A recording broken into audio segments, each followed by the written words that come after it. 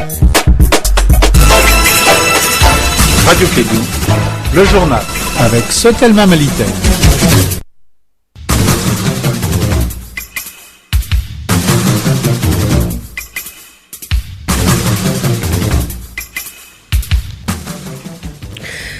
Bonsoir à tous, merci de votre fidélité sur notre antenne. Bienvenue dans ce journal au sommaire. À l'instar de la communauté internationale, le Mali célèbre demain vendredi 1er mai la journée internationale des travailleurs. Des défilés et autres manifestations sont attendues. L'histoire de cette journée tout de suite avec Papa Aïdara.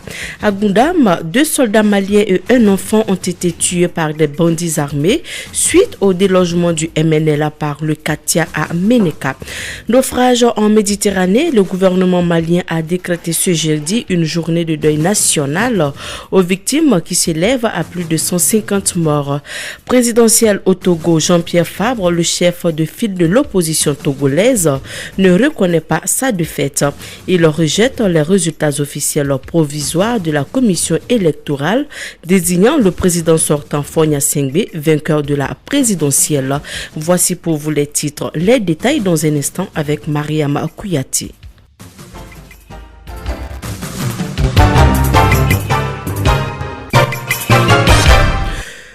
Le monde entier célèbre demain, vendredi 1er mai, la journée internationale des travailleurs, une journée qui est célébrée au Mali à travers des défilés et autres manifestations.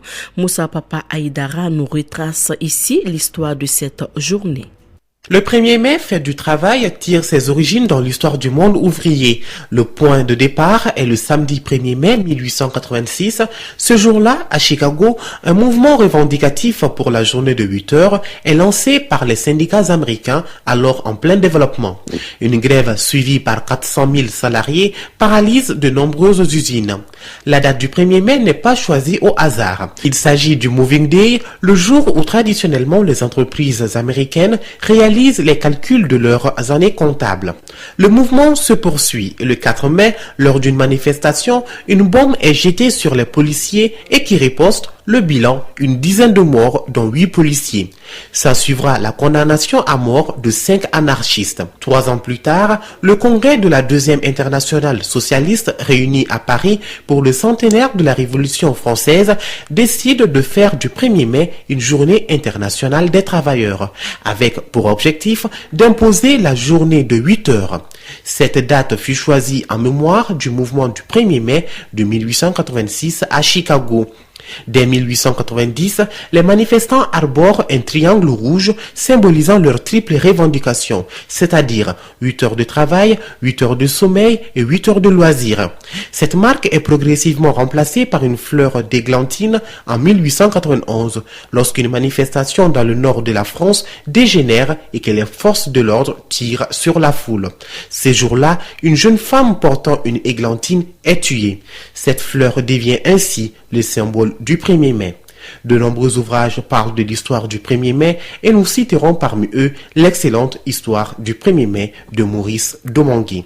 Alors, bonne fête de travail à toutes et à tous. À l'issue du congrès mondial sur la justice pour mineurs, la Fondation Terre des Hommes a organisé une journée de restitution du dit congrès et l'étude menée au Mali. La journée a eu lieu ce matin à l'hôtel Mandé. Elle a regroupé les autorités administratives du Mali, les partenaires techniques et financiers, les organisations de la société civile et les ONG pour l'enfance. Nous vous proposons d'écouter le chef de la délégation Terre des Hommes sur les objectifs du congrès. Yannick Deville est au micro de Fanta Diakiti. Ce congrès avait pour objectif d'examiner les moyens de renforcer la mise en œuvre des normes internationales applicables dans le domaine de la justice juvénile, d'échanger sur les bonnes pratiques de procédure judiciaire et d'améliorer la coopération internationale en la matière. En prélude à ce congrès, Terre des Hommes Mali avait commandité une étude situationnelle sur la question de la justice pour mineurs au Mali. Cette étude avait pour objectif de décrire la situation de protection de l'enfance en conflit avec la loi dans le pays, en termes de dispositions législatives et de pratiques judiciaires. Nous nous retrouvons donc aujourd'hui pour partager avec vous les conclusions du congrès, ainsi que les résultats de l'étude, et commencer à réfléchir ensemble à un plan d'action permettant d'améliorer nos pratiques au Mali. L'avenir de ces enfants en contact avec la loi, Qu'ils soient auteurs, victimes, témoins ou à risque, doivent être au centre de nos préoccupations. Ils sont l'avenir de ce pays, mais aucun avenir ne se construit sans un accompagnement protecteur, à plus forte raison en prison. C'est pour cela que nous vous invitons, ainsi que toute votre équipe, à rester le parrain d'une justice restauratrice pour les enfants. Cette approche, déjà pratiquée par les communautés sous différentes formes, est tout à l'honneur du Mali en matière de justice respectueuse des droits de l'enfant. Cette matinée est sous le signe du débat et de l'échange. C'est en nous enrichissant des points de vue et des idées des uns et des autres que nous dessinerons des pistes pertinentes pour l'avenir. Paix et relance économique au Mali, le thème était au cœur des échanges ce jeudi à la faveur de la Semaine nationale de la liberté de la presse. Ce sont Moussa Alassane Diallo, président de l'APBF, et Mamadou Tieni Konaté, président du collège transitoire de la Chambre de commerce et d'industrie du Mali, qui animaient les débats. Écoutons le second au micro de Mahamadou Khan. C'est très clair, il y a des actions à mettre au niveau public, donc dans le système macroéconomique. Et nous, côté des entreprises, il y a des initiatives à entreprendre. Mais toutes ces initiatives doivent être en lien pour qu'il y ait une relance économique durable. La véritable relance économique, c'est celle qui profite au plus grand nombre dans les coûts socio-économiques. Il faut que le milieu rural aussi sente la reprise des activités qui puissent impacter sur leur développement en milieu urbain dans l'économie structurée, industrielle et de prestations de services. Voilà essentiellement l'axe sur lequel j'ai abordé mes propositions. Place à présent à la page politique. 2 soldats maliens et un enfant ont été tués par des bandits armés à Goundam. Cela fait suite au délogement du MNLA par le Katia à Menaka. Par ailleurs, l'armée malienne a repoussé hier mercredi une attaque des groupes armés avant de renforcer ses positions partout au Mali. Kassim Traoré nous en dit plus. 2 gardes et un enfant ont été tués dans une attaque à Goundam. Les assaillants étaient à moto. Après leur forfait, ils ont quitté la ville sans trace.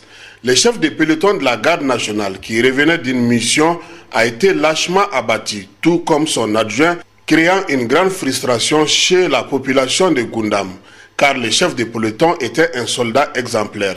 C'est lui qui était venu au secours de l'équipe de l'ORTM en août dernier sur le tronçon Tombouctou-Goundam, quand elle avait été attaquée par des bandits armés. Sur ce même tronçon, en un mois, les bandits ont enlevé plus de 15 véhicules. Face à cette situation, la MINUSMA a organisé un défilé de ses blindés à Tombouctou pour créer la panique chez les populations qui sont restées égales à elles-mêmes, car l'armée malienne était en patrouille à 20 km de Tombouctou dans le village de Likarkar.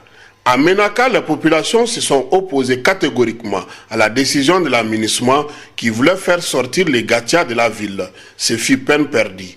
Alors qu'à Léré, l'armée malienne a repoussé une attaque des groupes armés avant de renforcer ses positions.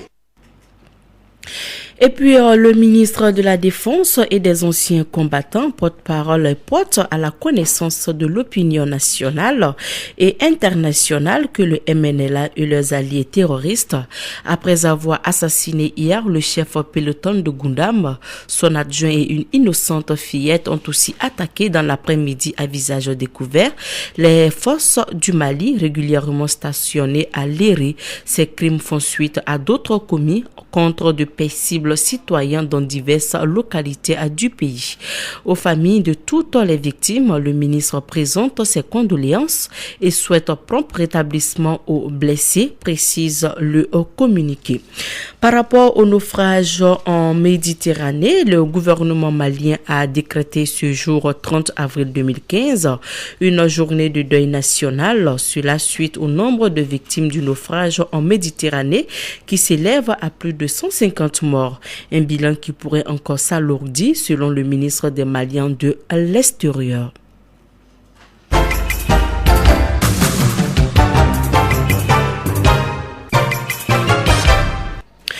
Voyons à présent ce qui se passe à l'étranger, au Togo. L'opposition rejette les résultats officiels provisoires de la commission électorale, donnant le président sortant Fogna Sengbe vainqueur de la présidentielle. Jean-Pierre Fabre, le chef de file de l'opposition togolaise, ne reconnaît pas sa défaite et dénonce un coup de force électoral. Il entend protester avec les moyens locaux. Il affirme, vu des procès-verbaux à sa disposition, avoir gagné, mais n'a pas encore fourni les preuves matérielles de ses affirmations. Sa coalition promet les preuves dans les prochains jours. Et puis au Sénégal, une cellule de crise pour recenser les disparus. On sait que les Sénégalais ont trouvé la mort lors du terrible naufrage du 19 avril dernier au large de la Libye, mais il est impossible à l'heure d'avancer le moindre chiffre, a déclaré le secrétaire d'État au Sénégalais de l'extérieur, Souleymane Jules Diop. Certaines informations avaient évoqué plus de 200 victimes sénégalaises.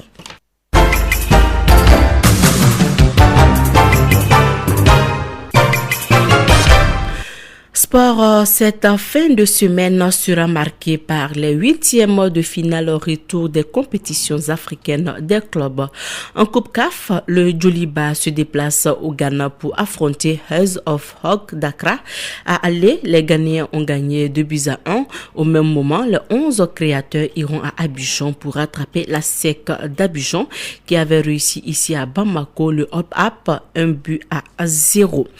Il est 16h passé de 13 minutes dans le studio Djeli Baba Sissoko. C'est la fin de ce journal qui vous a été présenté par Mariam Kouyaté. La mise en onde a été assurée par Abou Okone. Bonne suite de programme sur notre antenne. Dans un instant, votre émission Allo Clédou avec Yelimadi Konaté. Bonsoir et bonne fête des travailleurs à tous.